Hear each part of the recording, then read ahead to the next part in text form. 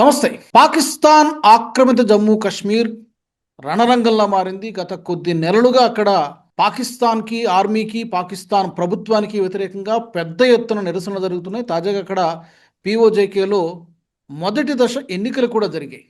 ఇది పేరుకు మాత్రమే ఎన్నికలు, అప్రజాస్వామికంగా ఎన్నికలు జరిగాయంటూ అక్కడ ఉన్నటువంటి ప్రజలందరూ కూడా తిరగబడుతున్నారు. ఈ తిరగబాటును, ఈ ఉద్యమాన్ని అణిచివేయడానికి పాకిస్తాన్ ఆర్మీ దాదాపుగా 20 నుంచి 25 మందిని చంపేసి ఆ యొక్క డెడ్ బాడీస్ని ట్రక్కుల్లో వేసి తీసుకెళ్ళిపోతున్నటువంటి దృశ్యాలు, అక్కడి నుంచి వస్తున్నటువంటి కొంతమంది యాక్టివిస్టులు మాట్లాడినటువంటి మాటలు చూస్తుంటే చాలా భావోద్వేగాన్ని కలిగిస్తున్నాయి, కంటతడి పెట్టిస్తున్నాయి. నిజానికి గత 2-3 నెలలుగా అదే ప్రహసనం, అదే ప్రక్రియ అక్కడ జరుగుతోంది. ఉక్కుపాదంతో అక్కడ ఉన్నటువంటి ఉద్యమాన్ని అణిచివేసే ప్రయత్నం పాకిస్తాన్ ఆర్మీ చేస్తోంది, పాకిస్తాన్ ప్రభుత్వం చేస్తోంది. ఇంకా మరొక 2 దశల ఎన్నికలు కూడా జరగబోతున్నాయి. ఇక్కడ జరిగినటువంటి మానవ హక్కుల ఉల్లంఘన గురించి అంతర్జాతీయ సమాజం కానీ, అంతర్జాతీయ మీడియా కానీ పెద్దగా పట్టించుకోలేదు. కొంచెం మౌనంగానే ఉన్నట్టు కనబడుతోంది. భారత్ మాత్రం ఒక ప్రకటన ఇచ్చి సరిపెట్టుకుందా అనే అనిపిస్తోంది. అసలు ఏం జరుగుతోంది పీఓజేకేలో? ఈ ఇంపాక్ట్, ఈ జరిగినటువంటి అల్లర్ల ప్రభావం ఫర్దర్గా బలూచిస్తాన్లో కానీ, ఖైబర్ పఖ్తూన్ఖ్వా కానీ ఏమైనా ఉంటాయా? ఆ ప్రావిన్స్లో కూడా ఏమైనా ఉంటాయా? వీటి గురించి మాట్లాడదాం. నాతో జాయిన్ అవుతున్నారు మా రీసెర్చ్ జర్నలిస్ట్ ఆదిత్య గారు. ఆదిత్య గారు నమస్తే. నమస్తే అండి. పీఓజేకేలో మనం కొద్ది రోజుల నుంచి చూస్తున్నాం. ఆల్మోస్ట్ 2 నెలల నుంచి అక్కడ పరిస్థితి అలాగే ఉంది. గతంలో ఎప్పుడూ లేనంత ఉధృతంగా అక్కడ ఉద్యమం జరుగుతోంది. ఛాలెంజ్ విసురుతున్నారు, డెడ్ లైన్లు పెడుతున్నారు, ఇవన్నీ చూస్తున్నాం. అయినా కూడా పాకిస్తాన్ ఎక్కడా వెనక్కి తగ్గడం లేదు. ఉక్కుపాదంతో వాళ్ళని చంపేస్తున్నారు. ఇవన్నీ కూడా చూస్తున్నాం, మనం విజువల్స్ కూడా చూస్తున్నాం ట్విట్టర్లో, సోషల్ మీడియాలో, వాటిలో. ఏంటి అసలు ఏం జరుగుతుంది పీఓజేకేలో? సో మనం ఇంతకు ముందు కూడా మనం డిస్కస్ చేసాం. పిఓజేకే ఎలక్షన్స్ జరగబోతున్నాయి, దానికి రకరకాల ఇష్యూస్ వస్తున్నాయి, సివిల్ సొసైటీ ఇష్యూస్ వస్తున్నాయి అనుకుంటూ ఉన్నాం. దాంట్లో మేజర్గా మోస్ట్ ప్రామినెంట్గా తయారైనటువంటి party joint Awami action committee అనేది. వాళ్ళు బాగా ముందుకు వచ్చారు, చాలా రైజ్ అయ్యారు వాళ్ళు. ఇన్ఫాక్ట్ ఇంతకుముందు ఇమ్రాన్ ఖాన్ వాళ్ళ పార్టీ, ఈ తెహ్రీక్ ఇన్సాఫ్ పాకిస్తాన్, బేసికల్గా దానికి ఎటువంటి గతిపడిందో వేరే దాన్ని ఆయన జైల్లో పడేసి ఆ పార్టీని బ్యాన్ చేయడం, సేమ్ అదే జాయింట్ అవామీ యాక్షన్ కమిటీ కూడా చేశారు. అంటే ఎసెన్షియల్లీ బేసికల్గా పాకిస్తాన్ అర్థం చేసుకోవాలంటే 2 మేజర్ పార్టీస్ ఉన్నాయి. ఒకటి పాకిస్తాన్ పీపుల్స్ పార్టీ, పీపీపీ అంటారు, అది మేజర్లీ భుట్టో జర్దారీ వాళ్ళది. రెండోది పిఎంఎల్ఎన్ ఉంది. సో ఆ పార్టీకి వచ్చేసరికి ఇప్పుడు షాబాజ్ షరీఫ్ అయినా లేకపోతే వీళ్ళందరూ కూడా ఆ పార్టీకి చెందిన వాళ్ళు. సో ఇంతకు ముందర ఇమ్రాన్ ఖాన్ ఆయన ఒక స్వీపింగ్ మెజారిటీతో ఆయన పాకిస్తాన్ మొత్తాన్ని కంట్రోల్లోకి తీసుకున్న తర్వాత అక్కడ కూడా ఓటింగ్ ప్యాటర్న్ ఏంటి, దట్ బేసికల్గా పిఎంఎల్ఎన్కిను పీపీపీకి వీళ్ళకి ఓట్లు వేయకూడదు, they are all in cahoots, వాళ్ళందరూ ఒక వెస్టర్న్ లాబీ లాగా చేస్తున్నారు, they are anti Pakistani, anti people అని చెప్పి దానివల్లే ఈ తెహ్రీక్ ఇన్సాఫ్ పాకిస్తాన్ వీళ్ళకి ఓట్లు వేశారు. వేయటం తర్వాత but somehow with Asim Munir's help, with the army generals help, PMLN and PPP వీళ్ళిద్దరూ కలిసి ఆర్మీ బ్యాకింగ్తో పాటు వాళ్ళు ఒక మ్యూటినీ లాగా చేసి ఇమ్రాన్ ఖాన్ని వాళ్ళ పార్టీని బ్యాన్ చేసి జైలు చేసేసి మొత్తం డిస్మాంటిల్ చేసేసి వాళ్ళు పవర్లో కూర్చున్నారు. సో ఇక్కడ ఇప్పుడు కోalition ఉంది అక్కడ. అంటే భుట్టో వాళ్ళ party, at the same time ఇక్కడ షాబాజ్ షరీఫ్, పిఎంఎల్ నవాజ్, ఈ పార్టీ ఒక కోalition లాగా ఉంది. కానీ ఇప్పుడు అదే వింత ఏంటంటే ఇవాళ పిఓజేకేలో జరిగిన ఎలక్షన్స్లో ఈ ఓట్ రిగ్గింగ్ మీద ఎలిగేషన్స్ చేసుకుని వీళ్ళిద్దరూ ఒకరి మీద ఒకరు చేసుకుంటున్నారు. సో నేషనల్ లెవెల్లో వీళ్ళు కలిసి కంట్రోల్ చేస్తున్న పాకిస్తాన్ని పిఓజేకే ఎలక్షన్స్ వచ్చేసరికి వీళ్ళిద్దరు ఒకరి మీద ఒకరు complaints. First of all POJK elections చేయడం it is something very stupid to do. ఎందుకంటే అది భారత్ టెరిటరీ మీద వాళ్ళ ఎలక్షన్స్ ఏంటి, వాళ్ళు కబ్జా చేసుకుని ఎలక్షన్స్ చేయడం ఏంటి, వాళ్ళు చేసుకున్నా కూడా వీళ్ళిద్దరు మళ్ళీ కొట్టుకోవడం, దాంట్లో మీరు ఇది చేశారు, అది చేశారు, మీరు రిగ్గింగ్ చేశారు, ఇవన్నీ. సో ఇదొక జరుగుతుంటే పొలిటికల్ గోల్. ఇప్పుడు ఎసెన్షియల్లీ పిఎంఎల్ఎన్ గెలిచింది అక్కడ టెక్నికల్లీ యాజ్ ఆన్ July 27. మీరు అన్నట్టు 3 కేసులు ఉన్నాయి. July 27లో జరిగినటువంటి ఈ మీర్పూర్ డివిజన్లో, సో బేసికల్గా మీరు చూస్తే ముజాఫరాబాద్, పూంచ్, మీర్పూర్ వచ్చేసరికి 27 జూలై, తర్వాత Muzaffarabad and 12 refugee constituencies. It's a very important point, ఎందుకంటే ఈ రెఫ్యూజీ కాన్స్టిట్యుయెన్సీస్ అంటే పిఓజేకేలో లేదు. ఆ 12 కాన్స్టిట్యుయెన్సీస్లో 9 ఉన్నది పంజాబ్లో. పంజాబ్ అంటే పాకిస్తాన్ ఉన్న పంజాబ్లో. దాంట్లో ఇస్లామాబాద్ స్పెసిఫిక్ కూడా ఒకటి ఉంది, ఒకటి ఐ థింక్ సింధులో ఒకటి ఉంది, బలూచిస్తాన్లో ఒకటి ఉంది. సో ఎసెన్షియల్లీ 45 సీట్లు, వాళ్ళ జనరల్ సీట్ 45 అయితే పిఓజేకేలో 33 మాత్రమే పిఓజేకే. దాంట్లో మిగతా 12 రెఫ్యూజీ సీట్స్ పిఓజేకేలో కానే కాదు. అది 9 కాకుండా 10 అనుకోండి, లేకపోతే 10 వచ్చేసరికి వాళ్ళకి ఇస్లామాబాద్ అండ్ పంజాబ్ రీజన్లో ఉన్నటువంటిదే. సో అది major issue that joint Awami action committee కూడా చెప్పింది. మా దాంట్లో ఆల్మోస్ట్ మీకు 1/3 కంట్రోల్ మీకు ఎట్లా ఇస్తాం మేము? సో అదొక argument joint Awami action committee, అది కూడా చాలా అందుకనే వాళ్ళు ప్రొటెస్ట్ అనేది చేశారు. సో ఈ ముజాఫరాబాద్ డివిజన్కిను ఈ 12 రెఫ్యూజీ కాన్స్టిట్యుయెన్సీస్కి 2 ఆగస్ట్, అంటే మనం ఇవాళ డిస్కషన్ జరుగుతుంటే ఒక 3 రోజులు జరగబోతున్నది. దాని తర్వాత ఇంకొక వారం అయిన తర్వాత రఫ్లీ 10th ఆగస్ట్కి పూంచ్ సెక్టర్లో చేస్తారు. సో ఇప్పుడు డిస్టర్బెన్సెస్ ప్రతి చోట జరుగుతుంది. మన మీర్పూర్లో వైలెన్స్ జరుగుతూనే ఉంది, పూంచ్ అంటే రావల్కోట్ ఏరియాలో కూడా జరుగుతూనే ఉంది, ముజాఫరాబాద్లో కూడా జరుగుతూనే ఉంది. అక్కడ షూటింగ్స్ చేస్తున్నారు, చంపటాలు జరుగుతున్నాయి. ఇంజూర్ అయిన వాళ్ళని ఆర్మీ ట్రక్స్ ఎక్కించడం, ఆర్మీ ట్రక్స్ ఎక్కడికి వెళ్ళా ఎవరికి తెలియకపోవడం. ఇప్పుడు ఆల్రెడీ 27 జూలై ఇది మనకి ఎలక్షన్ జరిగితే దాని ముందర నుంచి మొదలైంది army action. Actually in fact June నుంచి చూడండి బాగా ర్యాంప్ అయింది. అవును. 3 ఫేజులు కూడా ఎందుకు అంటే వాళ్ళ చీఫ్ ఎలక్షన్ కమిషనర్ ఉన్నారు గులాం ముస్తఫా ముఘల్ అని చెప్పి. ఆయన ఏమన్నారంటే మనకి సెక్యూరిటీ సరిపోవట్లేదు, అందుకని ఒకేసారి జూలై 27 చేయడానికి లేదు, సెక్యూరిటీని 3 ఊర్లకి మనం స్ప్రెడ్ చేయాలి. దానిపైన వాళ్ళు బలూచిస్తాన్లోను ఖైబర్ పఖ్తుంఖ్వాలో కూడా బిజీగా ఉన్నారు. సో అది గుర్తుపెట్టుకోవాలి, పిఓజేకి ఒక్కటే కాదు, వాళ్ళకి ఖైబర్ పఖ్తుంఖ్వాలోని ఇష్యూ జరుగుతుంది. ఖైబర్ పఖ్తుంఖ్వాలో Afghan backed Islamist militants movements ద్వారా అక్కడ గొడవ జరుగుతుంది. రెండోది బలూచిస్తాన్లో అక్కడుండే ఇండిపెండెన్స్ అండ్ ఫ్రీడమ్ స్ట్రగుల్ వాళ్ళు చేస్తున్నారు కాబట్టి బలూచిస్తాన్ కూడా జరుగుతుంది. సో ఆల్రెడీ విన్నాము జాఫర్ ఎక్స్ప్రెస్ అనేది వాళ్ళు అది టేక్ ఓవర్ చేయడం జరిగింది. మొన్ననే ఒక పాకిస్తానీ కాన్వాయ్ని కొట్టారు. ఇవాళ ఒక వీడియో వచ్చింది, పాకిస్తాన్ ఆర్మీ ట్రక్ మీద ఒక చిన్న పిల్లని బలూచ్ పిల్లని చంపేసి ఆ అమ్మాయి షూట్ చేసి శరీరాన్ని ఆ వెహికల్ ముందర కట్టేసేసి అది అట్లా ఏదో ట్రాఫీ చూపించుకుంటున్నట్టు వాళ్ళు బలూచ్ విలేజెస్ మొత్తం డ్రైవ్ చేసుకుంటూ వెళ్ళారు. అట్లాంటి భయంకరమైన వీడియో కూడా ఒకటి బయటకు వచ్చింది, రైట్? సో ఇది చేస్తూనే ఉన్నారు వాళ్ళు. సో ఇది ఓవరాల్ సినారియో. అండ్ ఎసెన్షియల్లీ ఏంటంటే ఈ ఎంటైర్ సినారియో మీరు చూసినా కూడా ఎందుకు స్టార్ట్ అయింది, బలూచిస్తాన్ అయినా ఖైబర్ పఖ్తుంఖ్వా అయినా లేకపోతే పిఓజేకి అయినా. పిఓజేకి మనది, that is point 1. But even దీన్ని వాళ్ళు బలవంతంగా ఆక్రమించుకున్న they will never be able to win for the simple reason that మీరు చూస్తే అక్కడ వాళ్ళకి ఎకానమికల్గా they are not being taken care of. వాళ్ళందరూ న్యాచురల్ రిసోర్సెస్ అన్ని ఎక్స్ప్లాయిట్ అవుతున్నాయి. ఫర్ ఎగ్జాంపుల్ పిఓజేకేలో వాళ్ళకి మంగ్లా డ్యామ్ ఒకటి ఉంది. ఆ డ్యామ్లో వచ్చేటటువంటి ఎలక్ట్రిసిటీ మొత్తం వాళ్ళు బై అండ్ లార్జ్ పంజాబ్లోకి లేకపోతే కరాచీ, సింధులో ఉండే కరాచీకి డైవర్ట్ అవుతుంది. వాళ్ళకి ఎలక్ట్రిసిటీ బెనిఫిట్స్ వస్తున్నాయి. వీళ్ళకి పిఓజేకేలో ఎలక్ట్రిసిటీ లేదని చెప్పి వాళ్ళకి ఎలక్ట్రిసిటీ ప్రైస్లు పెంచుతున్నారు. ఇంకోటి అప్పట్లో మనం చాలా అప్పట్లో జోకులు వేసుకునేవాళ్ళు కోవిడ్ టైం అప్పుడు పాకిస్తాన్లో ఏమన్నా ట్రక్స్ వెనకాల గోధుమ రవ్వ ఆట ఇవన్నీ వెళ్తుంటే జనాలు వెనకాల వెంటబడుతుంటే మీమ్స్ లాగా వచ్చేవి. బట్ వాళ్ళ పర్స్పెక్టివ్ చూడండి ఎంత భయంకరమైన సినారియో. వాళ్ళకు తినేదే వాళ్ళ రోటీ, ఆ రోటీ కోసం కూడా వాళ్ళకి ఆటా కోసం కూడా వాళ్ళు పరిగెత్తుకుంటూ ట్రక్కుల వెనకాల వెళ్ళి కొట్టుకొని అట్లా తీసుకోవాల్సి వస్తుంది. అట్లాంటి పరిస్థితిలో పిఓజేకే ఉంది. అందుకని రీసెంట్గా కూడా అక్కడ ఉండే వాళ్ళు కూడా ఈ మధ్య రీసెంట్గా మొదలు పెట్టారు. వాళ్ళు ఏమన్నారంటే మాకేమి పాకిస్తాన్లో రేషన్స్ అక్కల, మేము శ్రీనగర్ నుంచి తీసుకుంటాం, మీరు ఫస్ట్ మీ బ్లాకేజ్ లేపేసేయండి, మా రోడ్ యాక్సెస్ మాకు ఇవ్వండి శ్రీనగర్ దాకా, మేము భారత్ నుంచే తీసుకుంటాం రేషన్స్, మీరెవరు ఇవ్వడానికి. అదొకటి మొదలైంది. సో ఇప్పుడు ఓవరాల్ మీరు చూస్తే పిఓజేకే సెంటిమెంట్ కూడా now they are completely irritated with Pakistan. And ఇప్పుడు ఓపెన్ అంటున్నారు శ్రీనగర్లో కూడా ఇంత భయంకరంగా మీరు జరుగుతుంది అంటుంటారు. శ్రీనగర్లో కూడా ఇంత భయంకరమైన యాక్షన్ తీసుకోలేదు. ఎప్పుడు ఎలక్షన్స్ అప్పుడు చంపటాలు ఇవన్నీ జరగలేదు, ఇక్కడ జరుగుతున్నది. అదే అంటే ఇక్కడ ట్యాక్సులు మా చేత ట్యాక్సులు కట్టించుకుంటున్నారు, ఇక్కడ ఉన్న రిసోర్సెస్ని దోచుకుపోతున్నారు, మా పైన బుల్లెట్లు కాలుస్తున్నారని చెప్పి అదే మనకి కనబడుతూ ఉన్నాయి. తర్వాత ఆదిత్య గారు ఇక్కడ ఇప్పుడు మనం పదే మనం రిపీటెడ్గా చెప్పుకునేటువంటి విషయం, అఫ్కోర్స్ డెకేడ్స్గా ఈ డెడ్ లాక్ ఉంది. ఇది మన భూభాగం, మన అంతర్భాగం అని మనం చెబుతాం. బట్ మన భూభాగంలో ఇప్పుడు భారత భూభాగంలో పాకిస్తాన్ ఎన్నికలు నిర్వహించడం ఏంటి? ఆక్రమించుకున్నారు కరెక్టే. దీనికి మన స్పందన అఫ్కోర్స్ ఒక స్టేట్మెంట్ ఇచ్చినట్టున్నారు. ఇది ఎన్నికలు అసలు ఎన్నికలు నిర్వహించడమే తప్పు, అక్కడ జరుగుతున్నట్టు హ్యూమన్ స్టేట్మెంట్స్కి మనం కన్ఫైన్ అవుతూ ఉన్నామా? ఈజ్ ఇట్ ఐ థింక్ అది చేస్తే సరిపోతుందా, లేకపోతే అంతకుమించి ఏమైనా ఒక స్టెప్ ముందుకేసే అవకాశం ఉందా? వేయొచ్చా, వేయకూడదా? అది కూడా ఉంది doubt. I think military wise ప్రస్తుతానికి ఏమి చేసే పరిస్థితిలో ఇప్పుడైతే టైం కాదు. This is not the right time. In fact గమనిస్తే 1947 మనకి పార్టిషన్ అనేది జరిగితే మనకి తెలుసు అక్కడ హిందూస్ మీదనే కాదు ముస్లిమ్స్ మీద కూడా ఈస్ట్ పాకిస్తాన్ అనేది ఉన్న దాని మీద అందరి మీద అట్రాసిటీస్ వెస్ట్ పాకిస్తాన్ నుంచి చేస్తూనే ఉన్నారని తెలిసింది. కానీ ఇందిరాగాంధీజీ అయినా లేకపోతే దాని ముందు లాల్ బహదూర్ శాస్త్రిజీ అయినా ఎప్పుడు ఎటువంటి వార్ మోడ్లోకి వెళ్ళినా కూడా దే వెయిటెడ్. ఫైనల్గా 1971 దాకా అవి వెయిటెడ్. 1971లో టైం వచ్చింది, జనాల్లో అవేర్నెస్ వచ్చింది, పాకిస్తాన్ గవర్నమెంట్కి వ్యతిరేకంగా చాలా పీక్లో ఉంది కోపాలు అక్కడ.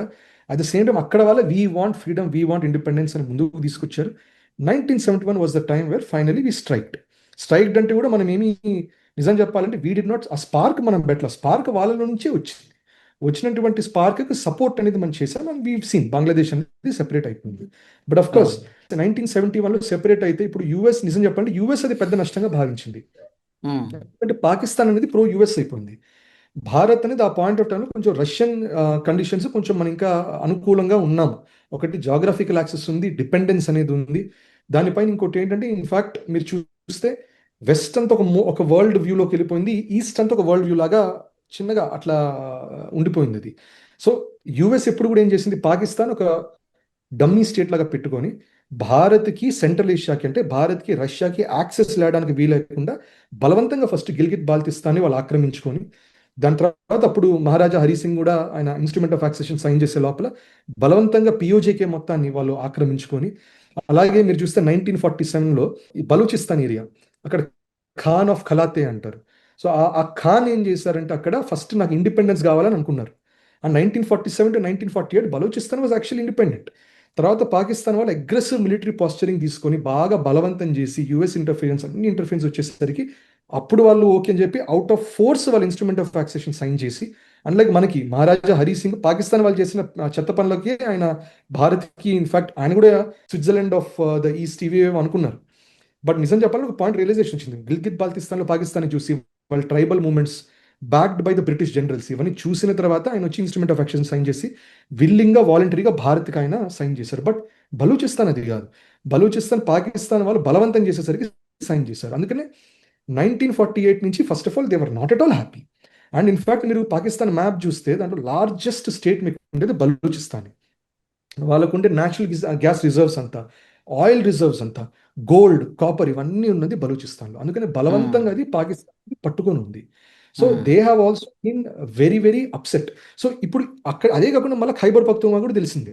ఖైబర్ పఖ్తూన్ఖ్వా కూడా అది ఎస్పెషల్లీ పష్తున్స్ మీకు ఆఫ్ఘనిస్తాన్లోనూ ఉన్నారు, మీకు ఖైబర్ పఖ్తూన్ఖ్వా అప్పట్లో నార్త్ వెస్ట్ ఫ్రంటియర్ ప్రావిన్స్ అనేవాళ్ళు బ్రిటిష్ టైం. తర్వాత ఈ రీజన్లో same people are there.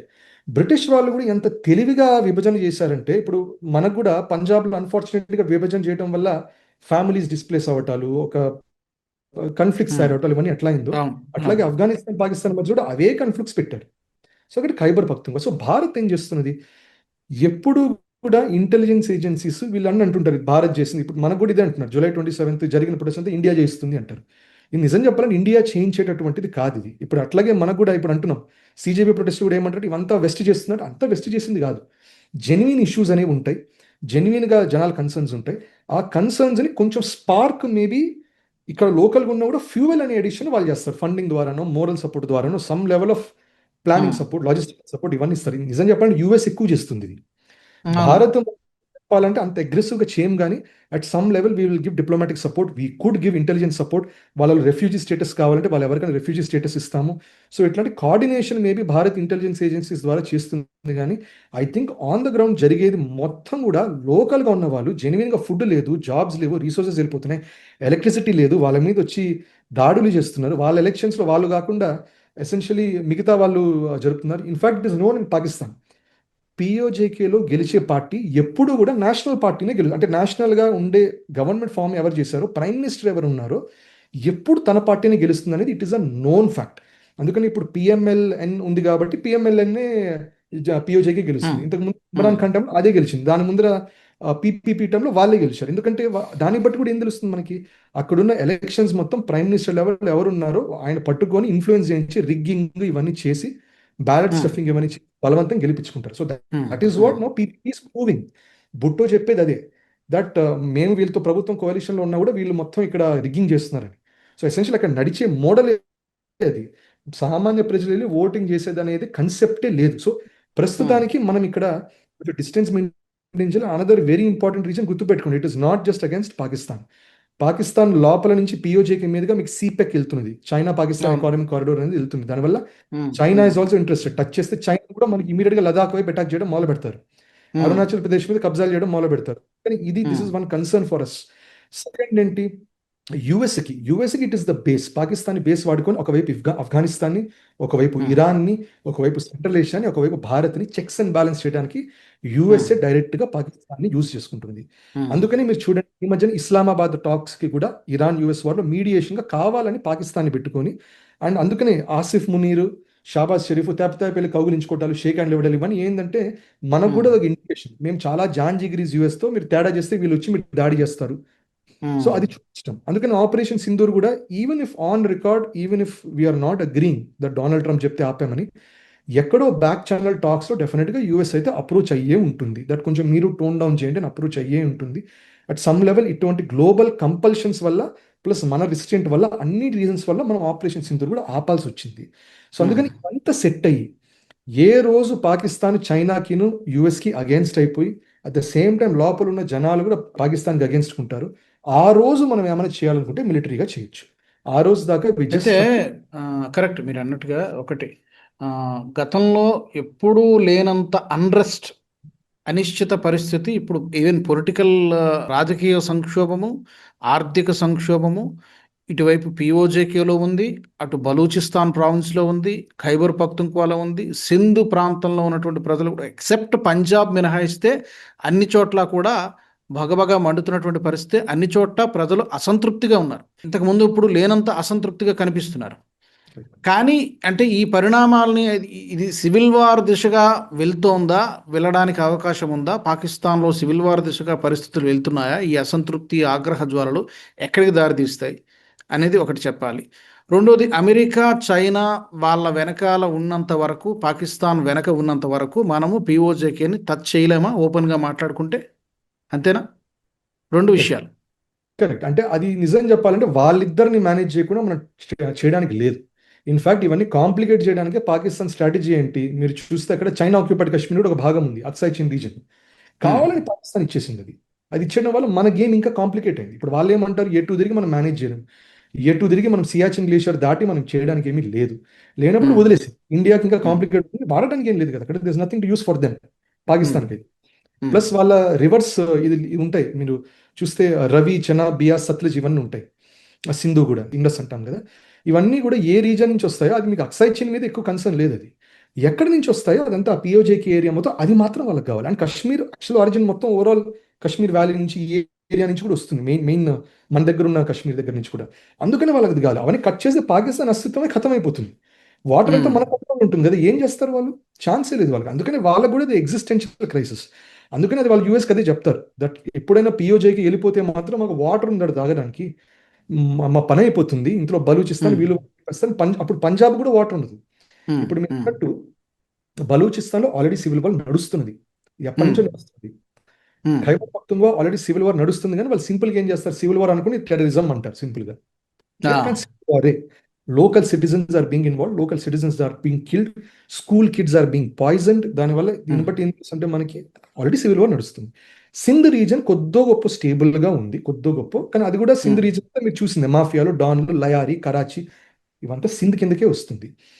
Operate చేసేది మొత్తం పంజాబ్ జనాలు కూడా దే ఆర్ నాట్ హ్యాపీ. కానీ but end of the day Pakistan resources మొత్తం పూల్ అయ్యి అక్కడే వస్తుంది. అక్కడ ఇలైట్స్ మొత్తం పంజాబ్ లో, కరాచీ, మేబీ సింధ్ లో ఉంటే కరాచీలో ఉన్నారు.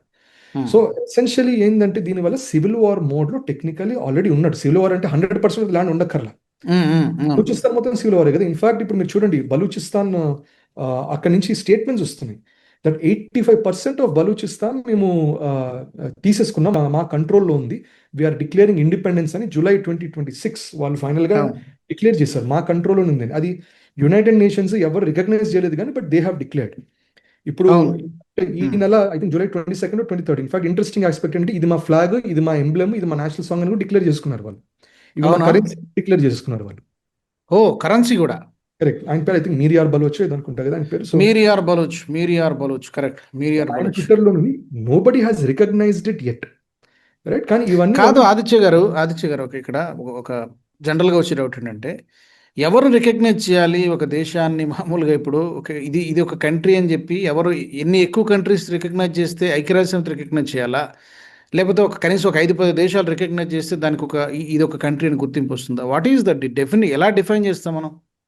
అట్లీస్ట్ 1% షుడ్ రికగ్నైజ్, ఒక దేశం రికగ్నైజ్ చేయాలి, right? And United Nations recognise చేస్తే అందరూ ఒప్పుకున్నట్టే, కానీ ఎసెన్షియల్లీ యునైటెడ్ నేషన్స్ రికగ్నైజ్ చేయడం అంటే యూఎస్ రికగ్నైజ్ చేసినట్టు, రైట్? సో అందుకనే బలూచిస్తాన్ పాకిస్తాన్ కి యూస్ఫుల్ గా ఉందన్నంత కాలము ఎప్పుడు కూడా యుఎస్, యునైటెడ్ నేషన్స్ బలూచిస్తాన్ని, ఖైబర్ పఖ్తుంఖ్వాని రికగ్నైజ్ అనేది చేయరు, రైట్? బట్ భారత్కి నిజం చెప్పాలంటే ఆయన ఇండిపెండెన్స్ డిక్లేర్ చేశారు కాబట్టి నిజంగా పాకిస్తాన్ని దెబ్బతీయాలనుకుంటే we can say we recognise అంటే మాత్రం but that's going to be very big problem. అంటే ప్రాబ్లం అంటే అనుకున్నట్టు ఇందాక US and China will be very upset. ఎందుకంటే సిపెక్ లో నుంచి వచ్చే రోడ్స్ అని బలూచిస్తాన్ మీదగానే వెళ్తున్నాయి. రికగ్నైజ్ చేసినా కూడా ఇబ్బంది వస్తుందంటారా? ఈవెన్ ఇప్పుడు బలూచిస్తాన్ మనం రికగ్నైజ్ చేస్తున్నాం అని మనం స్టేట్మెంట్ ఇస్తే డెఫినెట్గా రిపర్కషన్స్ తీవ్రంగా ఉంటాయా? రిపర్కషన్స్ ఉంటే దానికి అఫ్ కోర్స్ మన దగ్గర కౌంటర్స్ ఉంటాయి. ఎట్లాంటి కౌంటర్స్ ఉంటాయంటే చేయాలనుకుంటే మనం Balochistan we are recognising it as an independent nation, వాళ్ళ డిప్లొమాటిక్ ఎంబసీ తెరుచుకున్నారు అని అన్నాం అనుకోండి. ఇప్పుడు ఇజ్రాయెల్ అంతే కదా, ఇజ్రాయెల్ ఇనిషియల్ గా యూఎస్ వెస్ట్ రికగ్నైజ్ చేసింది కానీ ఈస్ట్ ఇంక్లూడింగ్ భారత్ మనం కూడా రికగ్నైజ్ చేయాలి. 91 రికగ్నైజ్ చేసాం, 91 రికగ్నైజ్ చేసాం. అప్పటిదాకా ఇజ్రాయెల్ రికగ్నైజ్ చేయలేదు మనం. కరెక్ట్. సో ఇది చేసిన వెంటనే ఇప్పుడు ఫర్ ఎగ్జాంపుల్ చైనా ఏమంటుంది, చైనా అట్లా అంటే then Arunachal is part of our country and we recognise the whole of Kashmir as part of China అంటారు. అప్పుడు ఇమీడియట్ ఆఫ్ కోర్స్ మనం అస్త్రంగా వాడాలంటే then we recognise Taiwan to be independent nation, one China will not agree అన్నట్టు చెప్పాల్సి వస్తుంది. అలాంటి అస్త్రం అనేది మనం వేస్తాం. నిజం చెప్పాలంటే అప్పుడు మనం మన దగ్గర ఇవే చూడండి చెక్స్ అండ్ బ్యాలెన్సెస్. తైవానే కాకుండా మన దగ్గర ఇంకో బ్రహ్మాస్త్రం ఉంది. అదేంటది? That Tibetan original government in exhale మన దేశంలో ఉంది, ధర్మశాలలో కూర్చున్నారు హిమాచల్ ప్రదేశ్లో. సో ఇమీడియట్గా ఏమంటాం మనం నిజంగా చేయాలంటే, నిజంగా కెలకాలంటే చైనాని ధర్మశాలలో కూర్చుని, ఇప్పుడు దలైలామా ఆయన ఉన్నారు, దలైలామా దగ్గరికి వెళ్ళి మీరు అనండి that we want to reclaim Tibet అనండి, immediately will declare that we think Tibet is a independent nation, it is not part of China అంటే అప్పుడు అది కూడా వాళ్ళకి నిజంగా పెద్ద స్ట్రోక్ అవుతుంది, రైట్? సో దానివల్ల ఏంటంటే ఇవన్నీ చెక్స్ అండ్ బ్యాలెన్సెస్ అనేవి పెట్టుకుంటారు, which Bharat will anyway not do. Bharat is not going to do that. కానీ అట్ ద సేమ్ టైం ఏంటంటే చైనా మన మీద అగ్రెసివ్ స్టెప్స్ తీసుకుంటే మనము ఇట్లాంటి అగ్రెసివ్ స్టెప్స్ తీసుకునే అవకాశాలు ఆల్రెడీ ఇప్పుడు కాదు ఎప్పటి నుంచో రెడీ చేసి, పండిత్ నెహ్రూజీ టైం అప్పటి నుంచి ఇవన్నీ రెడీగా అస్త్రాలు పెట్టుంచారు. ఏ రోజు అవసరమైతే వాడాలి, beat Taiwan, beat Tibet, right? So అట్లాగే యూఎస్కి వచ్చేసరికి సరే యూఎస్ గేమ్ వేరు. యూఎస్ ఎప్పుడు కూడా వాళ్ళకి జాగ్రఫికల్ ఎక్స్పాన్షన్ మీద ఎక్కువ పట్టించుకోరు. యూఎస్ చూసే కన్సెప్ట్ ఏంటి మేజర్గా? యూఎస్ చూసేది మాకు trade, economic benefit, super power status మాకు మెయింటైన్ అవ్వాలి. So as long as Bharat can say that PoJK మా దగ్గర ఉన్నా కూడా మీరు వరీ అవ్వకండి, మీరు చేసేది చేసుకోండి అంటే దే ఆర్ ఓకే. మీరు ఇరాన్ మీద శాంక్షన్స్ అంటారా, ఫైన్, మేము శాంక్షన్స్ ఒప్పుకుంటాం. రష్యన్ శాంక్షన్స్ అంటారా, ఫైన్, మేము ఒప్పుకుంటాం, సరే. That is what US wants. వాళ్ళకి economic and trade deals basis మీదనే నడుస్తుంది. సో ఐ థింక్ ఈ యాంగిల్లో చూసుకుంటే ఇట్ ఈస్ మేనేజబుల్, కానీ యూ హ్యావ్ టు వెయిట్. ఆ టైం అనేది ఏంటి? ఇప్పుడు నేను చెప్పింది కొన్ని పారామీటర్సే. గవర్నమెంట్ ఆఫ్ ఇండియా దగ్గర ఇంకా హై లెవెల్ ఇంటెలిజెన్స్ అనేది ఉంటుంది. ఆ ఇంటెలిజెన్స్ కూడా ఒక యూనిలేటరల్ కాదు. ఐ థింక్ అమిత్ షాజీ వచ్చిన తర్వాత ఆయన ఏం చేశారంటే, ఆ మిషన్ పేరు నాకు సరిగ్గా మైండ్కి రావట్లేదు, కానీ బేసికల్గా ఆయన ఏం చేశారంటే ఇంటెలిజెన్స్ బ్యూరోకి, రాకి, మిలిటరీ ఇంటెలిజెన్స్కి, డిఫరెంట్ ఏజెన్సీకి వేరు డేటాలు ఉన్నాయి, కనెక్ట్ అయ్యలేవు, అన్ని ఒక సెంట్రలైజ్డ్ కనెక్ట్ చేయాలనేది అజిత్ దోవల్జీను అండ్ అమిత్ షాజీ వీళ్ళిద్దరూ ఇన్ వే, యాక్చువల్గా అజిత్ దోవల్జీకి వాళ్ళ క్రెడిట్. ఆయన ఏమన్నా ఇంటెలిజెన్స్ మొత్తం ఒక సెంట్రలైజ్డ్ ప్లేస్లో పెట్టాలి, ఇక్కడ నుంచి వీ విల్ డిసైడ్ అన్నట్టు అన్నారు. So they know the exact thing. ఎందుకంటే మనం అనుకున్నాం బలూచిస్తాన్లో చేసిన దాని కూడా బలూచిస్తాన్ ఇరాన్ దగ్గర ఉంది, కానీ చైనా రెస్పాండ్ అవుతుంది. పిఓజేకే దగ్గర చేసిన దాని దగ్గర యూఎస్ రెస్పాండ్ అవుతుంది. ఇంకెక్కడో ఏదో చేస్తే కజాకిస్తాన్, అజర్బైజాన్ ఇంకెవరో రెస్పాండ్ అవుతారు. సో ఎక్కడ స్విచ్ ఎక్కడ వెలుగుతుందో మనకు తెలియదు, రైట్? సో ఇవన్నీ సెంట్రలైజ్డ్ గా వాళ్ళు ఆలోచించి they'll wait for the time. నిజంగా మిలిటరీ కేపబిలిటీ మన దగ్గర ఉంది. ఎందుకంటే ఇంత ముందర నుంచి మీ వాళ్ళు చెప్తున్న, జనరల్ బిపిన్ రావత్ జీ కూడా చెప్పినటువంటి స్టేట్మెంటే దట్ కమాండ్ ఇస్తే చాలు, we are ready to take over పిఓజేకి, we are just waiting for the command అని ఒక స్టేట్మెంట్ కూడా ఆయన ఇచ్చారు అప్పట్లో, రైట్? సో నాకు తెలిసి ఇప్పుడున్నటువంటి ఆర్మీ కానీ, మన నేవీ కానీ, ఎయిర్ ఫోర్స్ కానీ ఇప్పుడు కూడా they are capable of doing that. Political గా ఒక డెసిషన్ తీసుకుంటే ఇప్పుడు అంతకంటే శక్తివంతంగా ఉన్నాం కదా. ఇప్పుడు మనం మిలిటరీగా మనం చేయొచ్చు, కాకపోతే ఏంటంటే కాన్సిక్వెన్సెస్ గురించి ఆలోచించాల్సి వస్తుంది డెఫినెట్ గా. చైనా నుంచా విదేశీ కాన్సిక్వెన్స్, దానికంటే ఇంపార్టెంట్ కాన్సిక్వెన్స్ ఏంటంటే అక్కడ ఇప్పుడు జనరల్ సెంటిమెంట్ వాళ్ళ ప్రభుత్వం, అంటే మీడియాలో చూస్తున్నాం మనం that some people are unhappy with Pakistan government.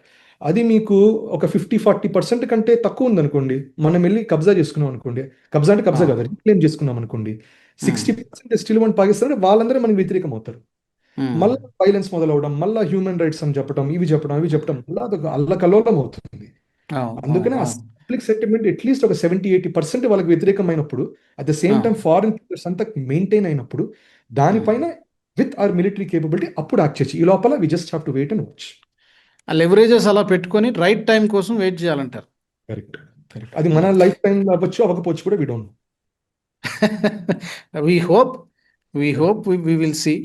అనుకుంటున్నాను, చూడాలని అనుకుంటున్నాను. చాలామంది ప్రజలు అనుకుంటున్నారు, కోట్ల మంది ప్రజలు అనుకుంటున్నారు. ఇట్స్ ఎన్ ఎమోషన్ కదా, it is an emotion. But మీరు అన్నట్టుగా మన దగ్గర ఉన్నటువంటి ఇన్పుట్స్, మన దగ్గర ఉన్నటువంటి సమాచారం కంటే 10 రెట్లు ఎక్కువ గవర్నమెంట్ ఆఫ్ ఇండియా దగ్గర ఉంటుంది కాబట్టి they have their own plans I think. But టెక్నికల్గా ఇప్పుడు POJKలో ఆల్రెడీ సివిల్ వార్ ఉన్నట్టే. Not only in POJK, even in Balochistan కానీ 2-3 ప్రావిన్స్లో 2-3 స్టేట్స్లో ఆల్రెడీ పాకిస్తాన్లో ఆంతర్యుద్ధం జరుగుతున్నట్టుగానే భావించాలి, అంతేగా.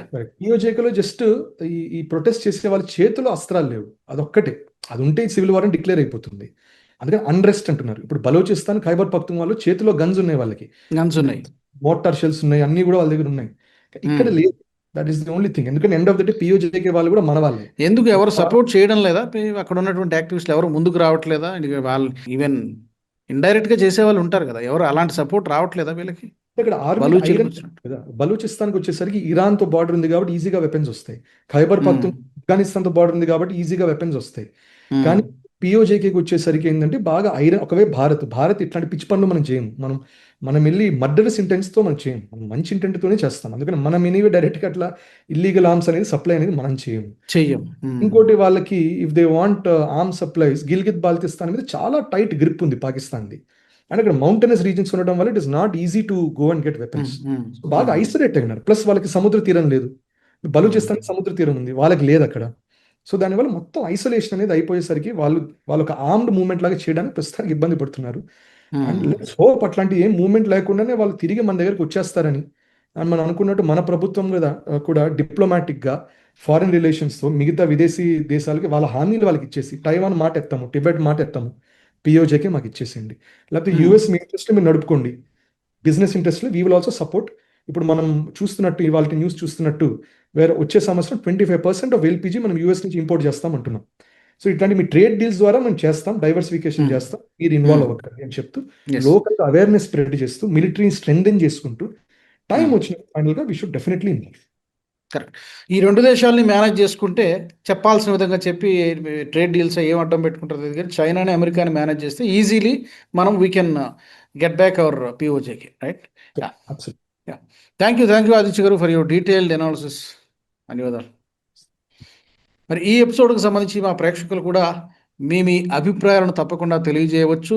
పాక్ ఆక్రమిత జమ్మూ కాశ్మీర్కి సంబంధించి భారత ప్రభుత్వం అనుసరిస్తున్నటువంటి వైఖరి, వ్యూహం గురించి మీరేమనుకుంటున్నారు? ఇప్పుడు ఇమీడియట్గా ఇన్వాల్వ్ కావాలన్నా, మిలిటరీని ప్రయోగించాలన్నా, లేకపోతే డిప్లొమాటిక్గానే డీల్ చేయాలా, ఏం చేస్తే బాగుంటుంది? ఇది ఎన్నో దశాబ్దాలుగా నడుస్తున్నటువంటి చర్చ ప్రస్తుతం మరొకసారి POJKలో ఉవ్వెత్తున ఉద్యమం ఎగసిపడుతున్నటువంటి పరిస్థితి, ఎన్నికలు కూడా జరుగుతున్నాయి. తప్పకుండా మీ అభిప్రాయాలు తెలియచేయండి. వచ్చే ఎపిసోడ్లో మరొక ఇంట్రెస్టింగ్ టాపిక్తో మళ్ళీ కలుద్దాం. జై హింద్. ఈ వీడియో మీకు నచ్చినట్టయితే లైక్ చేయండి, 10 మందికి షేర్ చేయండి. అలాగే కామెంట్ల రూపంలో మీ అభిప్రాయాలను మాతో పంచుకోండి. Nationalist hub group of channels ను సబ్స్క్రైబ్ చేసుకుని తెలుగునాట జాతీయవాద జర్నలిజాన్ని ప్రోత్సహించండి. ఈ వీడియో కింద ఉన్న బెల్ ఐకాన్ పై క్లిక్ చేయడం మర్చిపోవద్దు.